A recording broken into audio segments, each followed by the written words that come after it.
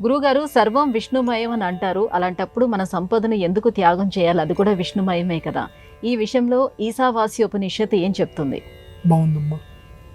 తేన తెక్తేన భుంజీదాహ, ఈశావాస్యోపనిషత్తులో ఉన్నటువంటిది. తేన త్యక్తేన భుంజీదాహ. ఆస్తి నాది అనుకుంటున్నాం మనం. ఆస్తిని భుంజీదాహ, అనుభవించు. ఎలా అనుభవించు?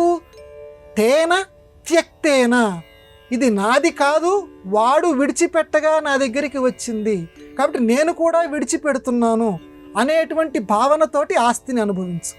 కొంచెం తికమగ్గా ఉంటుంది. సర్వేపల్లి రాధాకృష్ణన్ గారు దీనికి అమోఘమైనటువంటి వ్యాఖ్యానం రాశారు. ఆయన నెత్తి మీద పెట్టుకోవాల్సిన రాష్ట్రపతి. ఈశావాస్యోపనిషత్తులోని ఈ మంత్రం అంటే చాలామందికి ఇష్టం. మన భారతీయుల్లో చాలామందికి, మన ప్రాచీన తత్వశాస్త్రజ్ఞులందరికీ కూడా. తేన త్యక్తేన భుంజితాహ అంటే ఏదైతే మనకి భగవంతుడు అనుగ్రహించాడో, మామూలు లౌకిక పరిభాషలో చెప్పుకుందాం, 1,00,000 రూపాయలు మనకి అనుకోకుండా మనకి దగ్గరికి వచ్చింది. ఈ 1,00,000 రూపాయల సంపద మన దగ్గరికి వచ్చింది. ఇది భగవంతుడు మనకిచ్చాడు. ఇది త్యక్త భావంతో అనుభవించు. త్యక్త భావం అంటే ఇది నాది కాదు, ఇది భగవంతుడు నా ద్వారా ఇంకొకరికి అందచేయటానికి నాకు అందచేశాడు. ఎంత గొప్ప భావనమ్మా.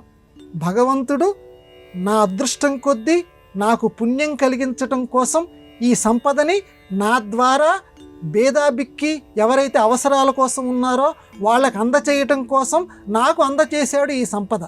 ఈశావాస్యోపనిషత్తు అంటే వేదాంతం, వేదం చివర ఉన్నటువంటిది మనకు బోధ చేస్తోంది. వేదం మనకి చెప్తోంది, భగవంతుడు నాకు అందచేశాడు, నేను ఒక పనిముట్టి కింద ఉంటాను, ఈ సంపదని నేను నాది అనేటువంటి భావన లేకుండా ఇతరులకి నేను అందచేస్తాను అని చెప్పి ఆ సంపదను అనుభవించు. అంటే సంపదను అనుభవించడం అంటే ఏంటి? త్యాగం చెయ్యి, త్యాగబుద్ధి ఉండాలి. పిండితార్థం అది. సంపదని నువ్వు ఎలా అనుభవించాలంటే త్యాగబుద్ధితోటి అనుభవించు. మొత్తం 1,00,000 రూపాయలు నువ్వే అనుభవించాలని చూడకు. అందులో కొంత ఏది ఇతరులకి నువ్వు ఇస్తే అప్పుడు నువ్వు సంపదని అనుభవించిన వాడి కింద అవుతావు. తేన త్యక్తేన. ఇది అంటే సంపద మీద మనకి విరక్తి భావం ఉండాలి ఎప్పుడు కూడా. అలా భావం ఉంటేనే ఇప్పుడు ఆధునిక పరిభాషలో కూడా చెప్పాలంటే గుండెపోట్లు రాకుండా ఉంటాయి.